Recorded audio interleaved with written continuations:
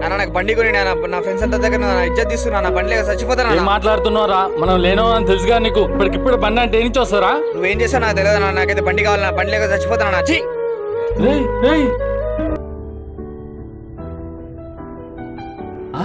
ఈడుండి నానా తరుణ్ నీకోసం కొత్త బండి కొనుక్కొచ్చాను రా. నానా నా కోసం బండి కొనుక్కొచ్చావా? ఇదిగో నాన్న బండి తీసుకొచ్చాను. ఇంకోసారి చచ్చిపోతూ గిచ్చిపోతా అనకు నాన్న, తప్పు నాన్న, తోల్పో నాన్న.